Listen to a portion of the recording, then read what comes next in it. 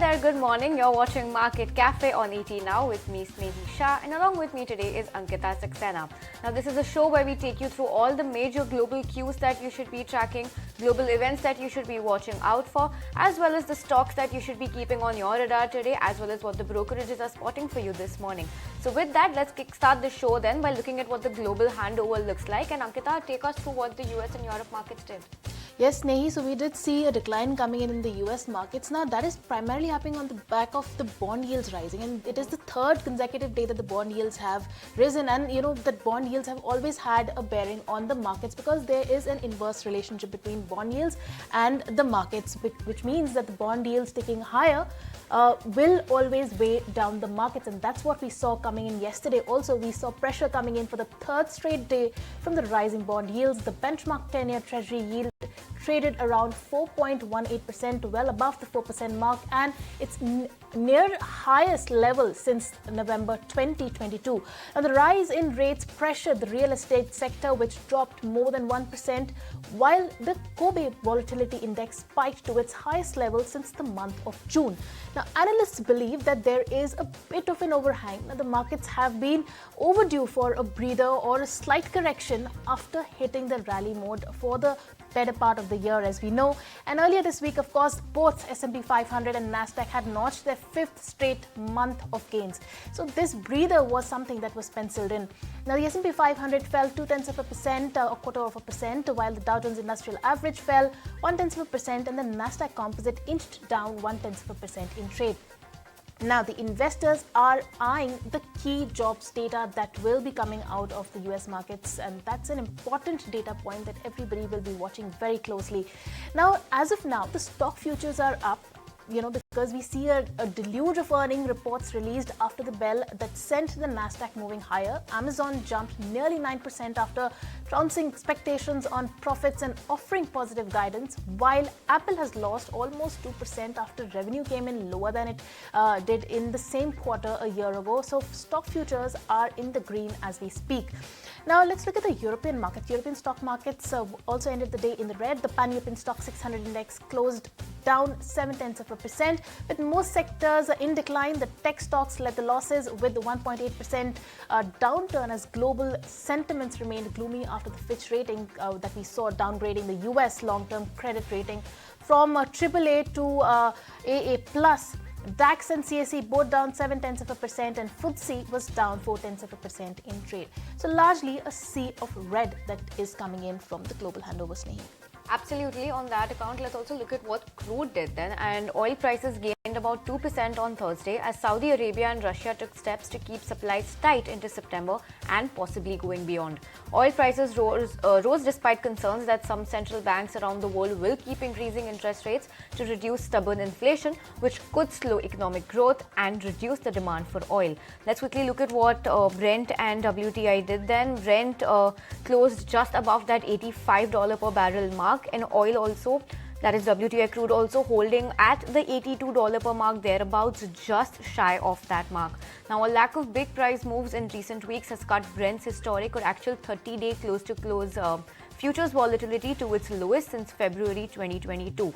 Let's move on and see what Saudi Arabia said then. And they said it will extend a voluntary oil output cut of 1 million barrels per day for a third month to include September, adding it could be extended beyond what has already deepened. Now, Saudi production is expected to be around 9 million barrels per day in September, and the demand for oil, coal and gas is increasing in the decade, and India is diversifying its imports now, says Dr. Atul Arya, who's the Chief Energy Strategist of S&P Global.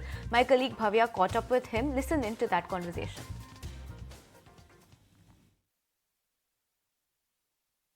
India is going to take a little bit of time to transition. India's energy mix today is predominantly oil, gas, and coal, and a very fast-growing renewable sector in the electricity generation, solar and wind. We see the demand for oil and for gas, and actually also for coal, all increasing for the rest of this decade. And the reason is the Indian economy is growing, population is growing, and the energy mix changes very slowly. So we don't think it's going to happen happen overnight. Right. So when we talk about S&P's estimates, what are those when we talk about India's dependence on the conventional energy sources in the coming years? Yeah, so there is sort of some not so good news, I would say, in the short term, because the dependence for import dependence for oil and gas is going to continue to increase. Again, main reason being the demand is growing very fast, and the domestic supply is not growing as fast. Oil supply hasn't really grown, and the gas supply now this year is going to grow because of new fields coming online, but demand is growing a lot faster. So I think we're going to see more imports, and one of the things we recommend in our work is that Indian companies should be looking for tie-ups and relationships internationally. Also, do you think can India always have the comfort of depending on Russia for its oil needs? You rightly points out that actually India is diversifying its imports for oil, for example, from many more countries. I mean, Russia is in the news because India is taking a lot of Russian oil, but the reality is that there is a lot more oil coming from United States to India. It's coming from many other countries. Even new producers like Guyana are sending oil to India. So I think we're going to see even more diversification of imported oil in India. All right, we'll move on then, and let's quickly go across and look at the action happening back home. We have the two big IPOs that have opened up. Concord Biotech will be opening for subscription. As of today, this IPO has garnered a lot of interest, of course, because it is backed by Rakesh Jhunjhunwala's enterprise Rare. And that opens for subscription as of today, and that will go on till the 8th of August. But yesterday, another IPO, SBFC Finance, had opened up for subscription, and that will be open till the 7th of August. Now, this IPO has also garnered a lot of interest. It has already raised 304 crores from anchor investors a day prior to the opening of the IPO. And in other events to watch out, OPEC Plus Alliance meet is on the oil market conditions is on the anvil for today's events to watch. All right, with that, let's look at some important global stories we're tracking for you this morning. And the Bank of England has raised its interest rate for the 14th time in a row by 25 bips to 5.25%, which is the highest in the last 15 years. Unlike the Federal Reserve and the ECB, both of which raised interest rates by a quarter point too, the Bank of England's Monetary Policy Committee suggested the rate hikes were coming to a stop as the country battled high inflation. Inflation in Britain hit a 41-year high of 11.1% last year and has declined slowly, dropping to that 7.9% mark in June, which is the highest across major economies of the world. And on to some more important news we are tracking this morning. Worker productivity in the United States has rebounded sharply in the second quarter, thereby aiding cut in labor costs and offering yet another boost to the improving inflation outlook. According to the report, productivity has shot up 3.7% on an annualized basis. Now, Apple reported a beat on their third quarter results, largely driven by stronger services sales that was up 8%. The world's most valuable tech company, which relies on the iPhone for half of its sales, reported a decline of 1% in the revenues for the quarter ended June. Meanwhile, Amazon shares surged after a knockout quarter, sailing past all estimates on most counts. This was the company's biggest beat since its Q4 results in 2020, a sign that CEO Andy Jassy's cost-cutting efforts are in fact taking shape. And Chinese tech giant Alibaba has announced its own AI model to the third-party developers as company aims to increase the use of its product and take a leading role in technology. Remember, this move could pit them against US tech giant Meta, which had made a similar move and had posed a potential challenge to OpenAI, the firm behind viral AI chatbot ChatGPT. And shifting gears to autos then, Korea automakers Hyundai Motors and Kia have announced a recall of over 91,000 new vehicles in the United States due to fire risks. The car makers have urged the owners to park their vehicles outside and away from structures until the necessary repairs are carried out. Remember, the recall will cover several models from both the companies. And moving on to the domestic front then, the IT Minister Ashwini Vaishnav has tabled the Digital Personal Data Protection Bill in the Lok Sabha. Now, the aim of the bill is to enforce lawful and fair usage of online personal data. Now, the bill says that the board will also perform any other functions assigned to it by the government. Let's go across to my colleague Sumita Curry to break down the salient features of the Digital Personal Data Protection Bill. Right, so nearly 6 years after the Supreme Court held privacy to be a fundamental right, the Digital Personal Data Protection Bill was tabled in Parliament today by IT Minister Ashwini Vaishnav amidst opposition by parties like Congress, TMC and AIMIM. Remember, the bill will decide and set a regulatory framework for the data-reliant digital economy, all set to become a $1 trillion economy by 2030. So a law is crucial to decide how personal data of users is used by corporates, government and other intermediaries, whether inside the country or outside of it. And hence, the bill lays down some rights of users over their data while also specifying strict obligations for data fiduciaries, which collect and process personal data at a large scale. So what are some of the specific areas that the bill looks at? Number one, the definition of personal data. Number two, seeking consent of users before using their data, considering that most companies never ask us before they track us or they take our data. It also allows user consent to be withdrawn and their data to be erased. How is data processed within the territory of India and outside of the country is also one of the things that it looks at. Then there are stringent obligations for data fiduciaries on how third parties are engaged with them, while at the same time data fiduciaries have to maintain that safeguards are there so that data breaches can be avoided. In fact, in case of children, data fiduciaries must obtain the consent of parents. And most importantly, it allows for the formation of a data protection board to determine non-compliance and imposition of a penalty which could go as high as 250 crores in case of breaches. However, opposition parties oppose the introduction of the bill in the Parliament today, stating that it violates the basic fundamental right to privacy, including the dilution of the RTI. There's also excessive centralization of data, and that the Data Protection Board would act as a captive entity of the board and not as an independent regulation. However, the government maintains that the bill will give a framework to secure user data in the country as India moves forward on the path of building this decade as India's decade.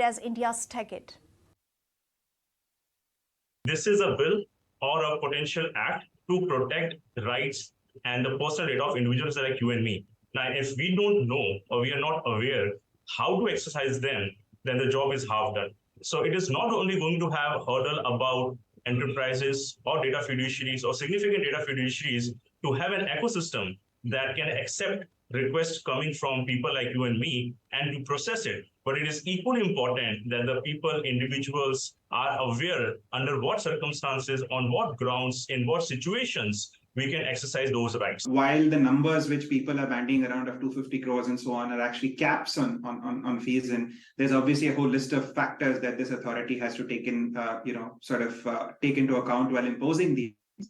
They do have the ability to do so. And like I mentioned, they now have the ability as an innovation to recommend to the government that they block certain types of enterprises which have been found repeatedly to be in default of something from accessing Indian customers or offering goods or services in India. EU, etc. Apart from consent, there are other grounds for data processing too, such as legitimate purposes, etc., where they have actually put more responsibility on the platforms to be more privacy.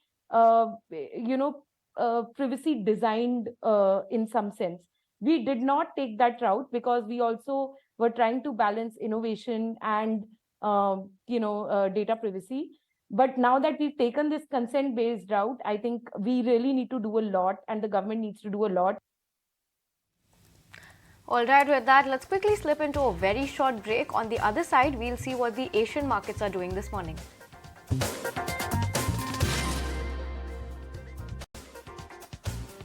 Hi there, welcome back and thanks for staying tuned to Market Cafe. Let's quickly look at what the Asian markets are doing this morning. And Asia Pacific markets were mixed on Friday as rising bond yields continue to put pressure on equities in the wake of the US credit downgrade. In Asia, investors will look to the Reserve Bank of Australia's monetary policy statement, which will detail the central bank's rationale after it unexpectedly held rates at 4.1% on Tuesday. Let's take a look at Hang Seng. Hang Seng is the one that is, rising, soaring in trade this morning, up 1.8%. It is the highest holding index among all the Asian Pacific markets right now. Followed by that, you've got Kospi. Kospi taking nominal cuts in today's trading session, down 0.1%. Followed by that, you also have Nikkei. Nikkei also trading at similar levels to Kospi with a downtick of 0.1%, 32 points lower in trade as we speak. Followed by that, you've got Shanghai. Now, Shanghai is holding out in the green, up 0.8%. Solid gains coming in for Shanghai as well. Both Hang Seng and Shanghai seem to be holding on to strong gains this morning. Let's see if this momentum continues.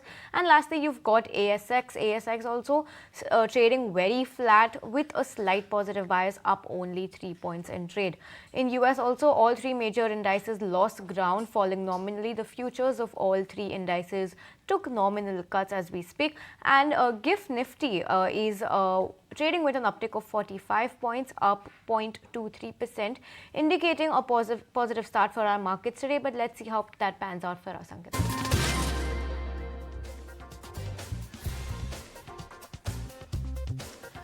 Welcome back. You're watching Market Cafe, and let's go across the news coming in on the domestic front then. Eicher Motors reported a jump of 50% in its net income on a year-on-year basis. Now, beating the ET Now estimates, the Royal Enfield business margins too grew at almost 26%. Shrishti is here to break down all the numbers for us. Take it away, Shrishti. Well, a good set being reported by Eicher Motors in Q1, where the revenue has come in line to the ET Now's estimate, while a marginal beat coming in on the EBITDA, profit as well as margin figure. Talking about the revenue, that has seen a jump of almost 5% on a sequential basis, EBITDA being clocked at a little over 1,000 crores. And into the margin figure, we were expecting the margins to be just flat at 24.5%, but the company has reported 25.6% onto the EBITDA margin figure, and that's on the back of Royal Enfield margins surging, because versus the expectation of close to 25%, 25.9% are the Royal Enfield margins. So there the jump is coming in because the VECV volumes, as we know, were quite compressed on a sequential basis. And lastly, on the profit figure, that has been almost flat on a quarter-on-quarter basis, and 918 crores is what the company has reported. So onto the number front, a good set being reported, but interesting to see was Siddharth Lal's comment and making a comeback to Rajiv Bajaj of Bajaj Auto, where he says that we are not obsessed about the competition and it's not going to be easy for robbers to penetrate. Talking about the competition in the premium motorcycle segment, he also says that he is looking at in a positive way that when competition will come in, then this will help expand the market. But on the other hand, he also mentions that both of these competitors could be seen as contract manufacturers, and there the edge could play for Eicher Motors. They are very positive on to the new product launches, and they're also excited even because towards the end of this year, they will be coming up with quite an exciting launch, is what they have highlighted. So we'll wait by and see. But as of now, onto the market share, they also says that going ahead, they are expecting that in the medium to long term, they should be holding to that 80% market share in the premium motorcycle category. So those were the result highlights of Eicher Motors. All right, thanks Shrishti for taking us through that. But Royal Enfield MD Siddhartha Lal spoke to ET Now about the business performance and how the company plans to deal with competition. So here's what he said. Listen in. We're no strangers to competition. Of course, competition hasn't done very well in our segments, but we're no strangers to competition. This is certainly one new wave. It so happened that there's a couple of chaps that came together. Both as contract manufacturers, mind you, maybe not being able to compete directly. So both really coming in as contract manufacturers for other brands. I'm talking about the Indian partners. But either way, there are new brands in the market as we speak. And of course, we really take heed to what's coming in. We spend a lot of time, energy, effort in understanding. But as you understand, all the work that we do at Royal Enfield is done with a very long-term view. There's nothing we're going to do a new product that's going to change in the next couple of years. Our new product, which is going to come out now in the next year, had been planned 4 or 5 years ago, typically. So, but what we've always done at Royal Enfield is while we look outside, we've created market, right? We've created market. To be fair, we are building a fortress, right? It's not easy to penetrate. Of course, there are small pickings here and there, which, people can try and get at. But overall, we don't worry about competition. We don't obsess about competition like in fact our competition does very often.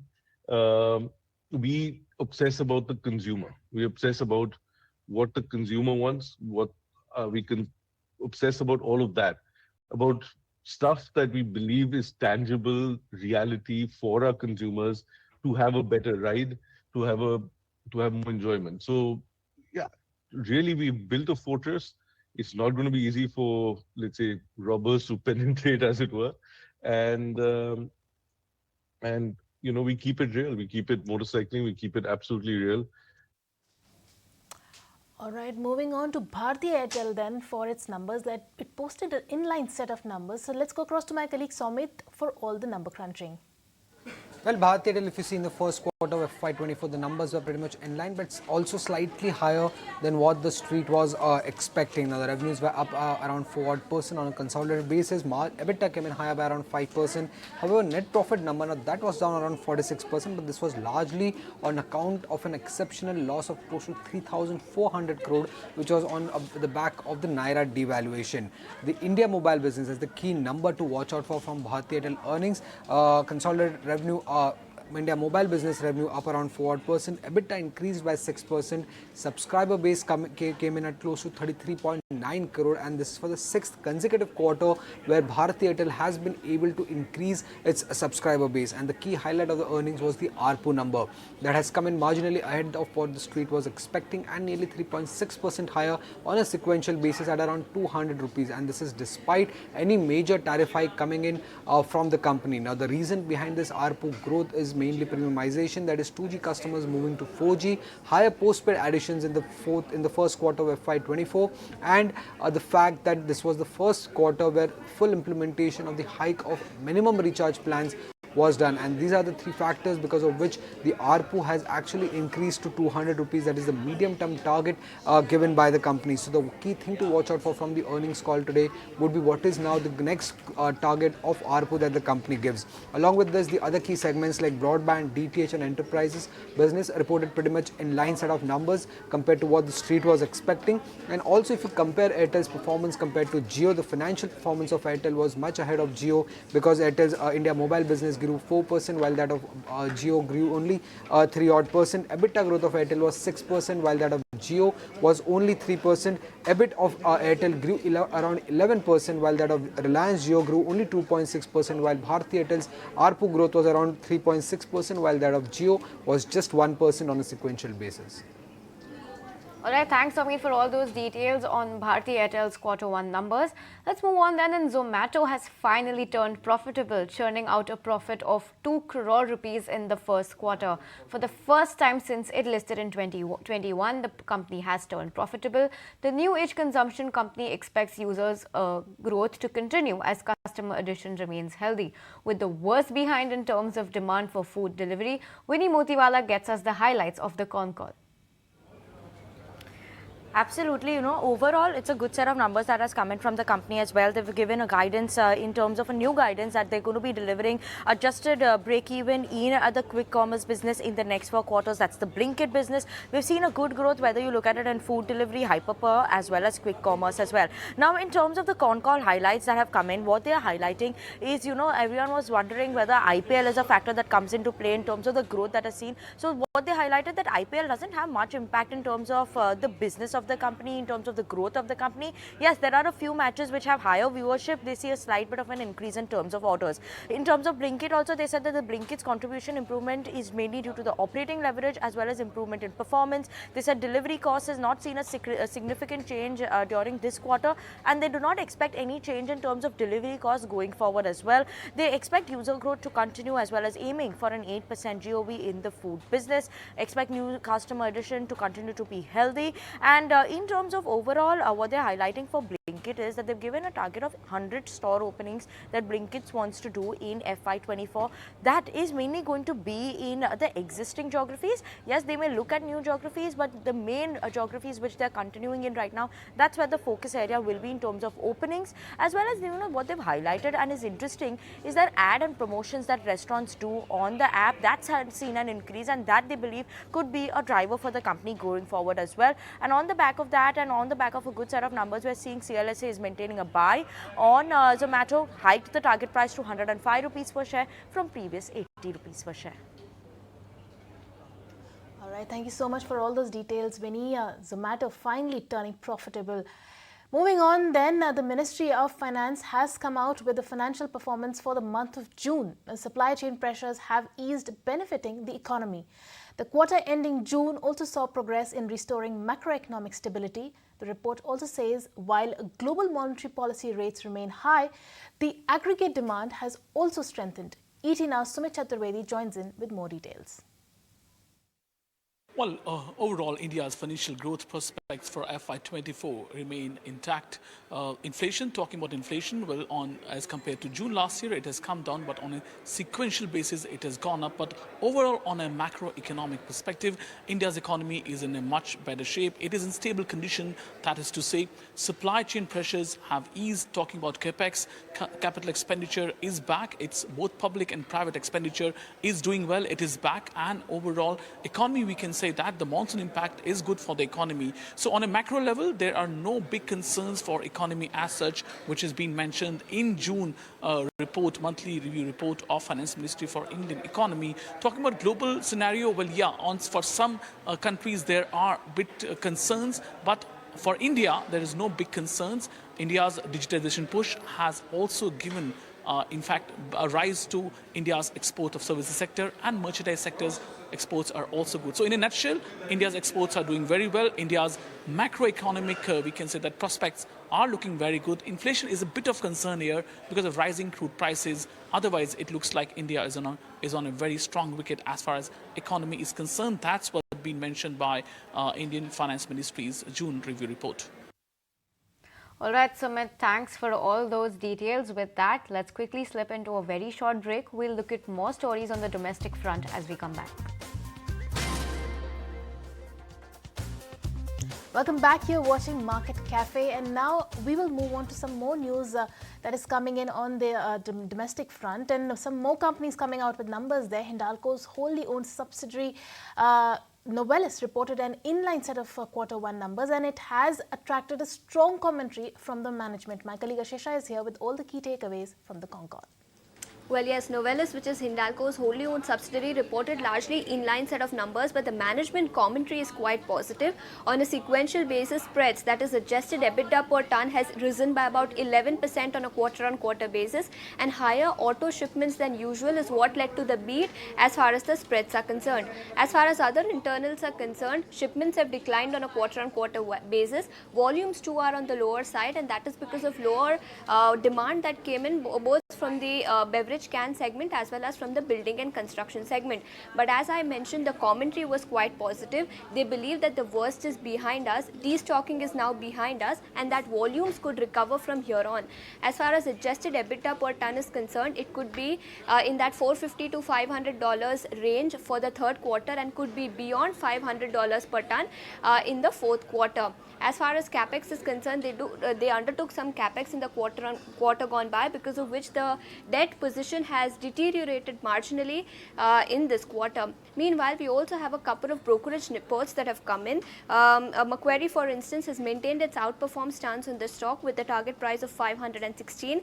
They say volumes disappointed, but they expect gradual recovery from the third quarter onwards. CLSA has also maintained the buy. They say first quarter profitability was well ahead of what the street was working with, but volumes were soft this quarter. All in all, numbers are in line, but the management commentary is quite positive.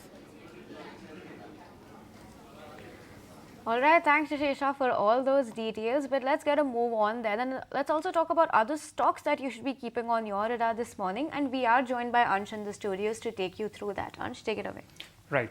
So let's have a look over a few earnings that came in yesterday post-market, starting with Mahanagar Gas. The company's revenue is up by 6% on year-on-year basis, whereas their net profit has almost doubled. This remarkable growth is mainly attributed to a significant reduction in expenses, and I'm talking particularly about the cost of natural gas, which is down by around 19 to 20%. Deepak Nitrate's revenue is down by 14%, whereas their net profit is down by over 36%. Radico Khaitan's revenue is up by 26%, mainly because the total IMFL volume is up by 8%. So company has been able to make a growth of 10% in net profit. Eicher Motors revenue is up by 17.6%, whereas the net profit is up over 50%. KC International's revenue is up by 28%. Also, the order intake year to date has grown by 30% on year-on-year basis. Cummins India revenue is up by 31.2%, whereas the net profit is up by 78.8%. EBITDA margin has improved by over 300 basis points to 14%. Lastly, Lupin has delivered strong financial results with revenue surging by 31%. The EBITDA has grown by over 5 times, and company's profit after tax has turned positive to 453 crore from a previous loss of 86 crore on a year-on-year basis. All right, thank you so much for all those details, and we will be keeping all these stocks that you mentioned on our radar for today's trading session. But there is another company that will be in focus today, and there is a lot of buzz in the D Street for this, is the Concord Biotech IPO that will be opening up for subscription as of today, and the subscription will be going on till the 8th of August. Now, why is there so much of buzz? It's primarily because it is backed by Rakesh Jhunjhunwala's Rare Enterprises. Then let's quickly go across and see what the fundamentals of the company and the financials. Now, first up, it was incorporated in 1984. Concord Biotech is an India-based R&D driven bio-pharma company. Now, they manufacture APIs through fermentation and semi-synthetic process and finished formulations, and they do it for segments such as immunosuppressants, antibacterial, oncology, and antifungals. Now, they supply products in over 70 countries, and they have clients which are actually 200 plus and across all of these countries. Now, they have also been ranked among the leading global developers and manufacturers of select fermentation-based APIs across immunosuppressants and oncology in terms of market share based on volumes in 2022. Now, that's about the company. Now, let's quickly go across and see the details of the IPO. Now, they have set a price band for 705 to 741 rupees per share with a face value of 1 rupee per share. Now, the entire issue size is for 1,551 crores, out of which the entire issue is an offer for sale because Helix Investment Holdings, that holds 20% stake in the company, is selling the entire stake. Now, the market cap post the listing is estimated to be somewhere around 7,752 crores or thereabouts. And we will just look at the financials of the company as well. They've seen a significant jump in their revenue in FY23 as compared to FY21. In FY23, the revenue stood at 853 crores as opposed to 617 crores in FY21. And the EBITDA margin has been hovering around between the range of 40 to 42%. And the management said that these levels are pretty sustainable for them, because they see good growth coming in for the company. And if you look at the peer comparison, Concord is estimated to be at a PE level of 32.29, whereas its peers who have in their RHP like Davies Labs are trading at a PE multiple of 54.15. Swin Pharmaceutical is trading at a PE multiple of 30.08, and Lotus Labs is trading at a PE multiple of 38.2. All right, with that, let's get a move on and look at what the brokerages are tracking for you this morning. My colleague Lisa is joining in with all those details. Good morning, Lisa. I believe you have notes from CLSA, BofA, SEC, JP Morgan, and a slew of other brokerage notes coming in this morning. Right, Snehi, good morning. So let's start with Zomato that announced their results yesterday. Most of the brokerages, they have hiked the target price. So starting with CLSA, maintaining a buy on the stock, they have hiked the target price to 105 from earlier 80 rupees. They say that the sequential growth returning, that is a key positive for the company, and the growth guidance also gives confidence going forward. Moving on to JP Morgan, even they have hiked the target price to 100 from earlier rupees 90, and they say that the Diwali comes early and the growth growth and profits delivered early ahead of time. The food delivery also sees strong growth and expanding profits. Moving on to iSure, Bufa has maintained a buy on the stock. They have hiked the target price to 3,800 from 3,600 earlier. But they say that the exports, that is a near-term hiccup, but the medium-term outlook, that remains strong for the company. JP Morgan also has maintained a neutral on the stock with a target price of 3,050. They say that the beat was driven by price hikes as well as savings in raw material prices. But the management commentary, that doesn't change their cautious view on the medium-term volumes. And lastly, on Airtel, CLSA has maintained a buy with a target price of rupees 1,030 per share. They say that ARPU was leading with the highest ever post-paid subscriber gains. And the stock of Bharti Airtel, that the risk-reward for Bharti Airtel, that remains quite favorable. So these are the stocks that are on brokerage radar for today. All right, Lisa, thank you so much for those brokerage notes coming in this morning. We will be keeping an eye out on all the stocks that you mentioned. Moving on then, SBI is also all set to release its Q1 earnings, where the net profit is expected to jump on a year-on-year basis. However, the NII may slip sequentially. Harsh is here with all the expectations. Well, yes, contraction of NIMs is what the current banking system is looking at, and SBI will be no different. There will be a slight bit of contraction. That's the expectation. 40,000 crore is where that NII number is expected at, 28% growth on a year-on-year basis. Well, last year in Q1 of FY23, we saw treasury losses being booked by all banks. It was a rate hike or the start of a rate hiking cycle, and the banks had to in one quarter really book a lot of treasury losses, which is why our operating profit base was extremely low in Q1 FY23, and Q1 FY24 will therefore not be the right base to look at. But when I'm looking at it sequentially as well, a 3% dip in operating profit is what is anticipated, largely on the back of some amount of NIM pressure. Of course, with regard to a year-on-year basis, you will see a very solid 88% jump on the back of those treasury losses which were booked, which I did speak about.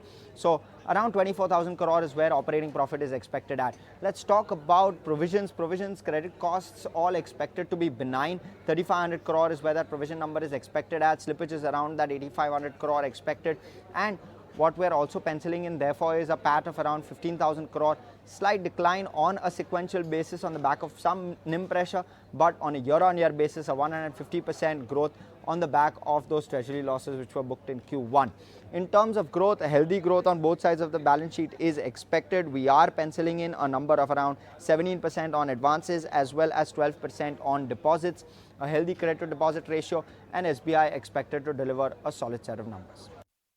All right, thanks Harsh for all those details. We will be keeping an eye out on SBI today then. But with that, it's a wrap on this edition of Market Cafe.